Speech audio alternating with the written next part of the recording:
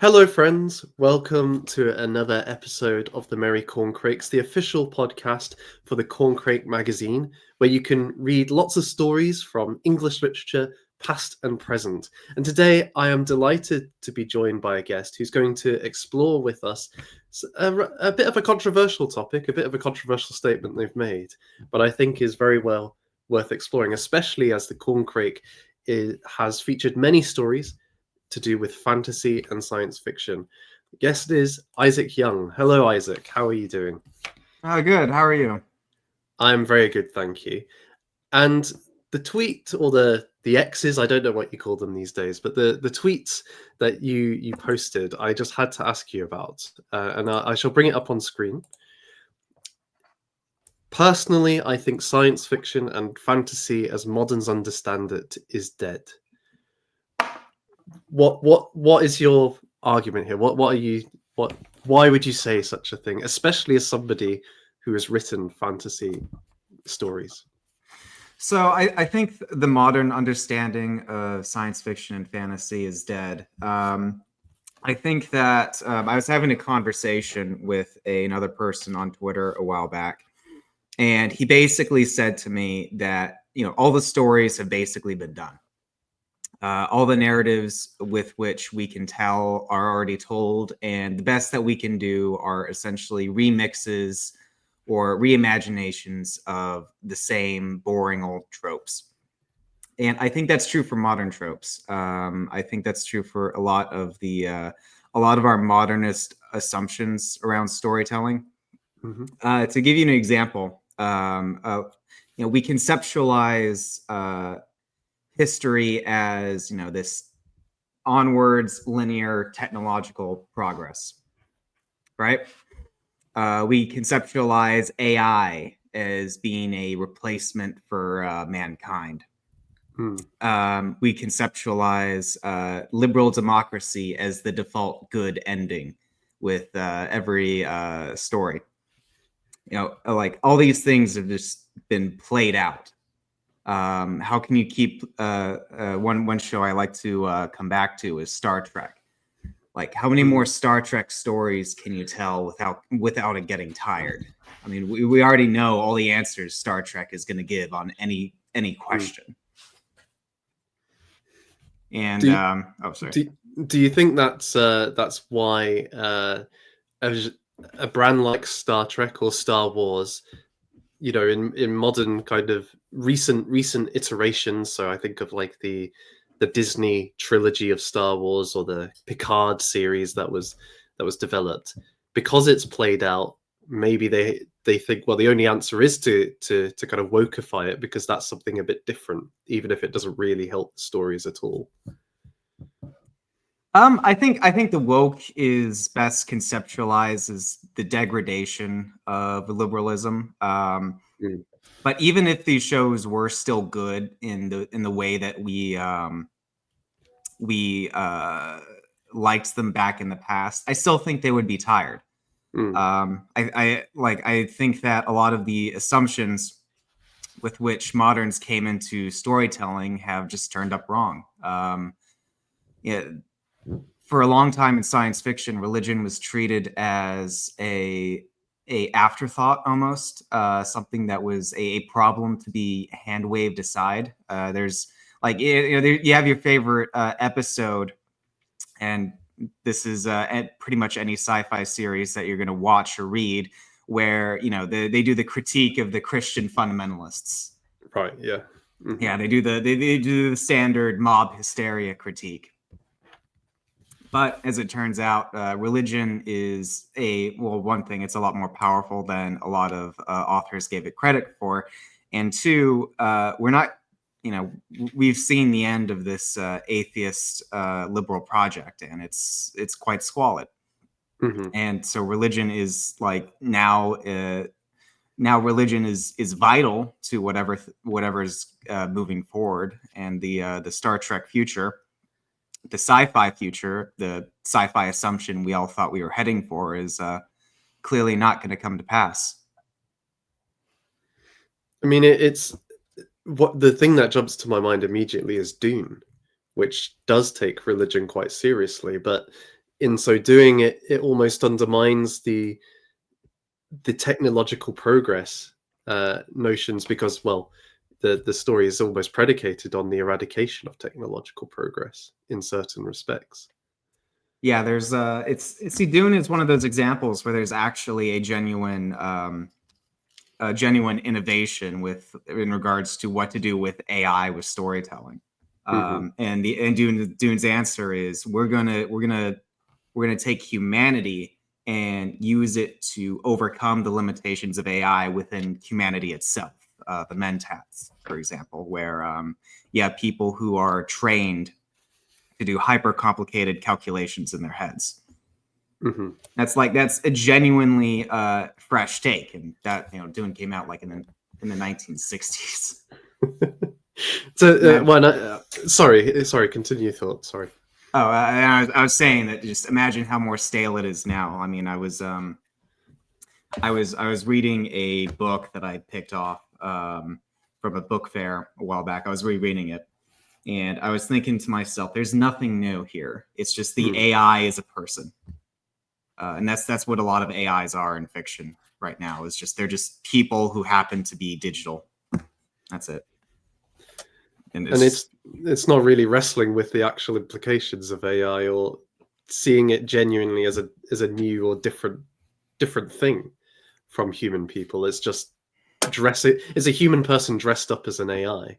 And yeah, I almost wonder, because one of your points in the thread as well was that a lot of the kind of forms which were developed maybe by figures like Tolkien and Frank Herbert and so on, they've lost their essential core. So it's almost like they're a skin for any kind of neoliberal set of values. So an orc isn't a monster anymore. It's just one race amongst many. The tiefling is not actually a demon. It is just a misunderstood character. yeah. It's There's just a guy with horns and a tail. Yeah. So I mean, so do you think there's a double thing here in terms of many of these things we have already been explored, but secondarily, there's also in response to the playing out, it's now also just the skins of these things rather than the actual essence being repeated. I think so. I think there's a bit of a two play here, Hmm. where let's put the sci-fi aside and talk about the fantasy for a sec. I think that a lot of our words have been desacralized and stripped of their spiritual meaning, and I think this is just a process of our material culture. Mm. That it just happened as we just went further and further afield from Christianity. I talked about in one Twitter thread where we have two words. The first is dragon, and Mm. it is a completely spiritual word. We relegate it to folk tales, fairy tales, Tolkien-esque. And even then, it's like in the modern context, it is highly stripped down. It no longer represents the demonic. At best, it represents winged fire lizards. We have a second word, dinosaurs. And that's the word with which we consider to be grounded in reality. Like that's the actual thing that's real Mm. in whatever definition we want to attach real to. That's the word serious people use. But when you look at it, they're describing the same thing. So we have two words, one a stripped down spiritual word and one a material word. And all that symbolic language that we could have accessed with just the one word dragon is completely lost. And if you look at this recently came up with the Richard Dawkins and Jordan Mm. Peterson conversation, where Jordan Peterson was trying to have a symbolic conversation, and Richard Dawkins was like, "Do you believe dragons exist?" It's totally missing the point, really, of what Yeah, Peterson's trying to say. Yeah. yeah, and in a sense, dragons. I mean, dinosaurs are essentially dragons. I mean, we Hmm. they had wings, they had scales, they had feathers. I mean, the only thing Europeans were wrong about were, I guess, the fire breathing and the fact that they were still around.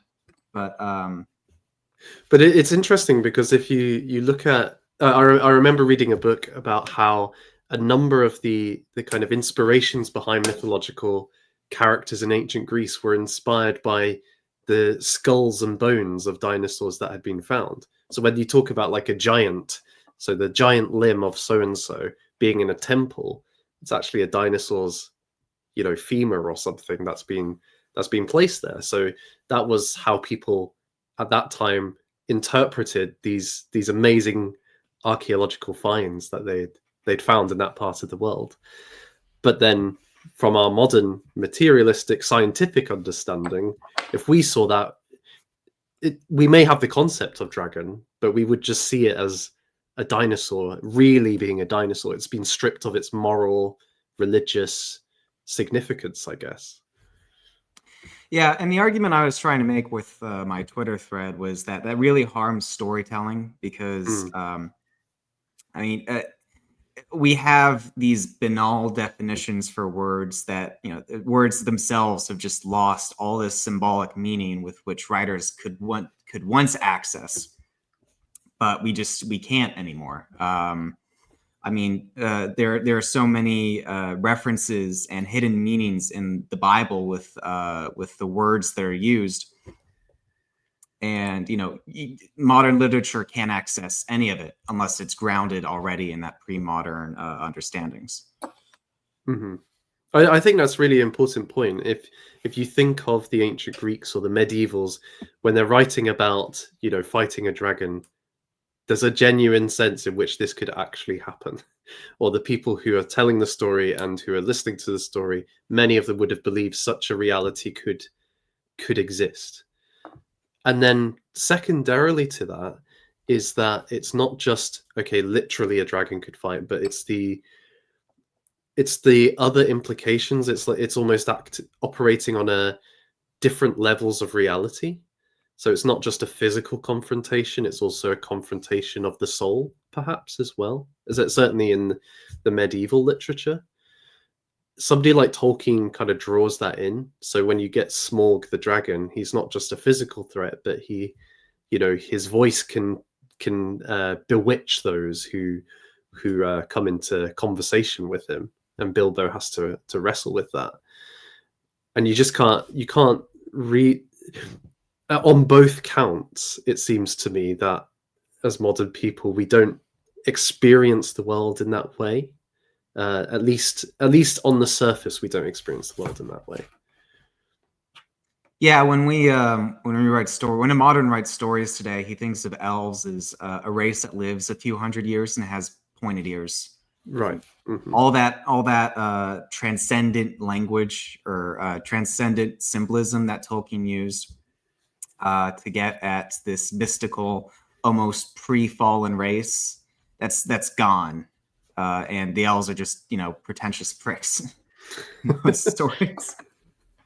Well, and that then comes through in something like the Rings of Power, right? And I don't want to go into that series here, but you get the sense these people don't share any of Tolkien's convictions or worldview, or have read the sources even that he's drawing upon.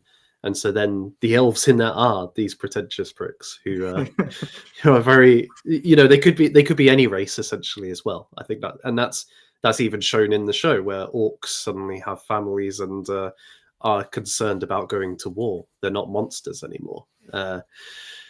So I guess this well, there's a number of questions, but one is, do you think there's a difference here between fantasy and science fiction? Because in terms of fantasy is drawing upon these maybe older archetypes and beings, whereas science fiction tends to look towards the modern age for its inspiration in various ways. That's the bane of every sci-fi author, is to hear that his genre is derivative from fantasy. But there's a great deal of truth in that. Science fiction is just the fantastical through a modernist lens. Okay. I would agree with that statement. But damn if it doesn't make me clench my fist. I mean, indeed, I remember reading about how the ancient Greeks had an idea of a purely metal man, and somebody was saying, "Oh, this is this is evidence the Greeks had an AI robot kind of idea," and you're like, "Okay, maybe if we stretch it." Yeah. But then in terms of this issue, you yourself are a writer, so how do you wrestle with this? How do you just accept it as a fact, or are there things you try to do to overcome these problems the with the genre? It's kind of a catch-22 situation, because how do you step out of this modernist mindset when you are, drowning in modernist waters? Like you're a Hmm. fish trying to crawl up onto land situation. And I don't think that you can ever like really fully escape the times that you're in terms of mindset and just worldview and looking at stories. But I do try and reach for those pre-modern understandings. Hmm. I think it's important to educate yourself in at least some of the ancient texts.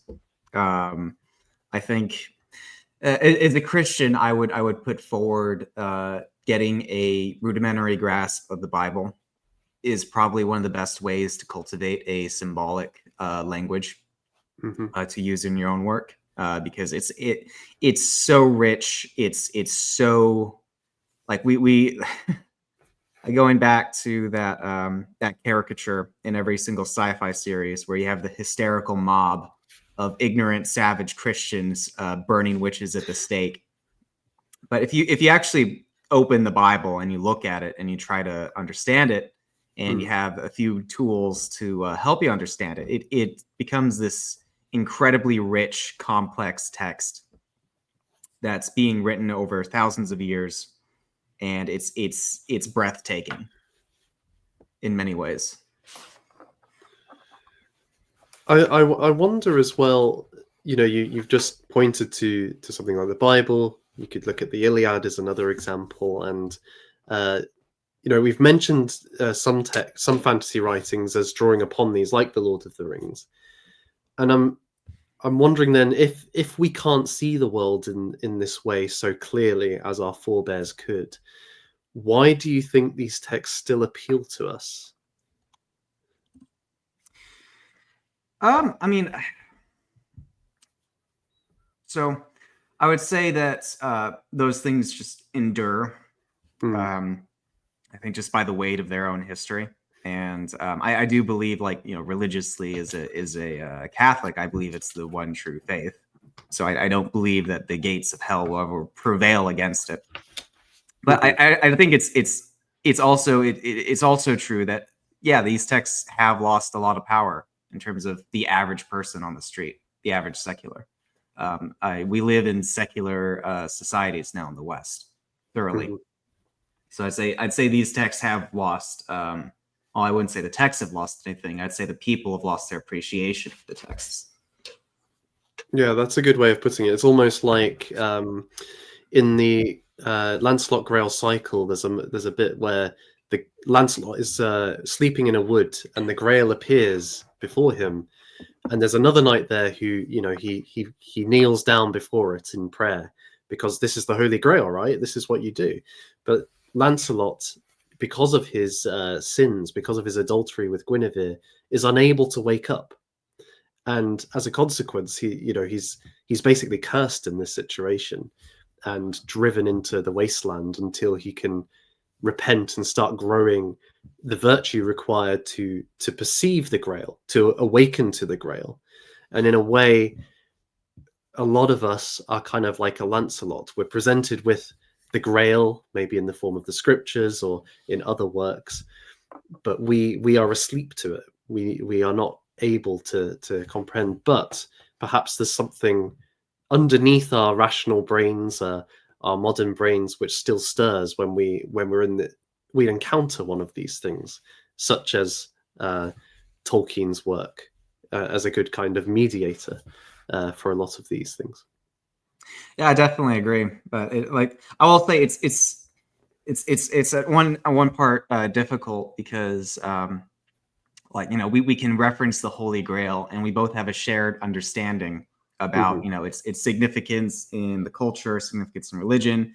But you know, there's some people out there, and I suspect a great many of them, who, like, you talk about the Holy Grail, they don't even know it's like, they don't even know where it's from. They don't even Yes. know it's like it's even related to Jesus at all.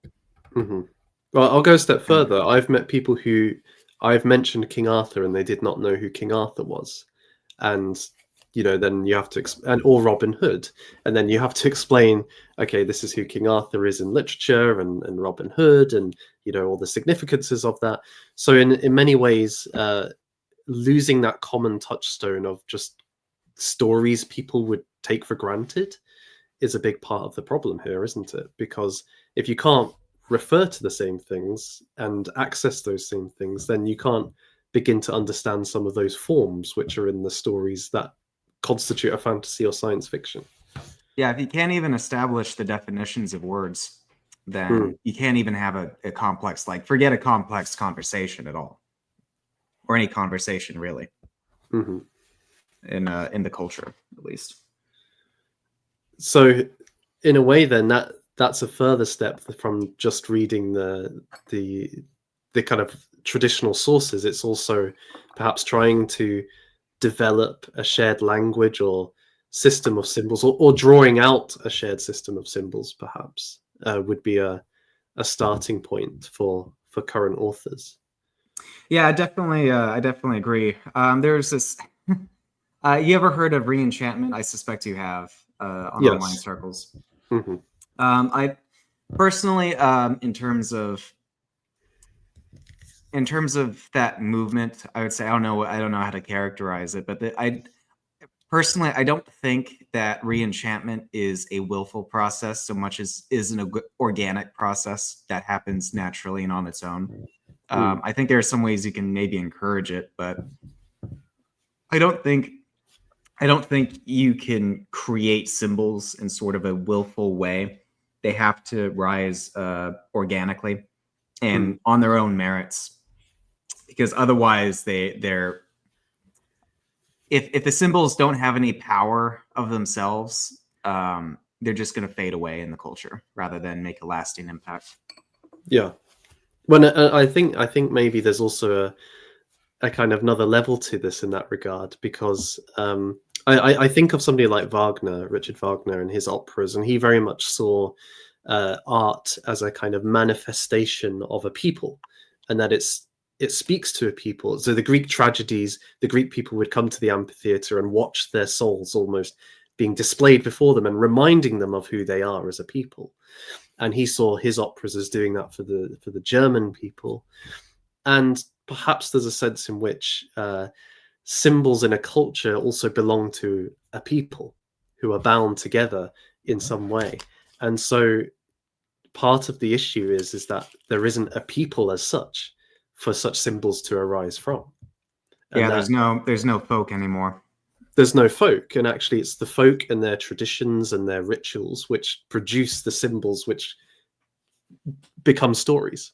I think, I mean, there's one theory, to go back to the Holy Grail. I think it's Jessie Lee Weston, I think her name is, that she developed this idea that the Holy Grail, at least in Chrétien du Troyes' retelling, is actually emerges initially from maybe kind of Bronze Age fertility rituals of various kinds, and she tries to show this, and this was a very influential theory on somebody like T.S. Eliot's The Wasteland. Um, but there's a degree of plausibility to that when you look at other examples. So, for example, the ritual of the Lord's Supper or the Mass is very central in Christianity, and from there you get a lot of symbolism that gets taken over into various stories and into hymns and so on. So you can see how uh, what a community is doing together, a folk does together, gives rise to the materials of storytelling. Yeah, I definitely agree. And if you want, if you want a really confused, botched, actually, I wouldn't say botched, but a very confused concept of the Holy Grail, just watch the third Indiana Jones film. Mm. Yeah. because it's all over the place in terms of what the Grail is supposed to represent, how important the Grail is. Hmm.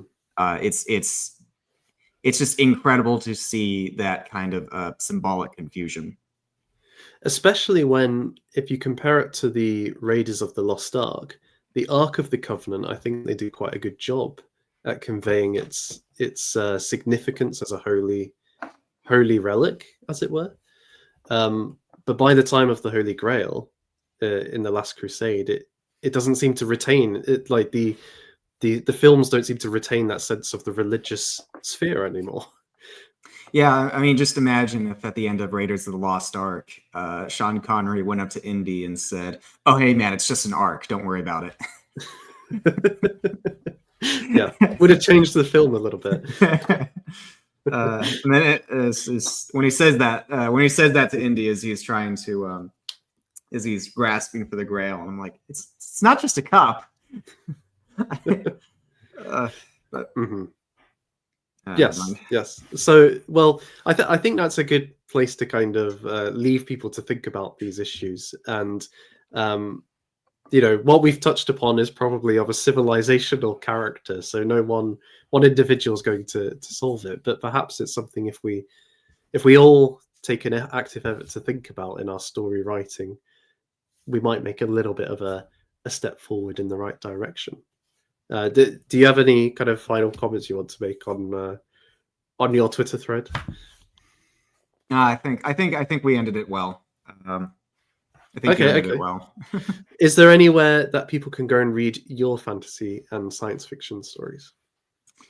So I'm kind of actually in a bit of a transition, moving platforms for my fiction. My nonfiction right now is on Substack. Mm-hmm. I'm gonna eventually include a link on my Substack. I'm currently posting my fiction on Royal Road. For a number of reasons, it's a better platform for that kind of content. And yeah, you can also find me on Twitter. So I'm spread all over the place. And there'll be a link in the description for your Twitter, so everybody should go over there. I would thoroughly recommend it. There is a number of great stories that Isaac has written, and I really enjoy. And you get great Twitter threads as well. So what's not to love? Thank you, Isaac, for your time. Very much appreciated. Thank you for having me on. And thank you, dear viewer. And this will be going out just before Christmas. So wishing you all a very Merry Christmas and a Happy New Year. And go and read The Christmas Corncrake. Bye for now, everyone.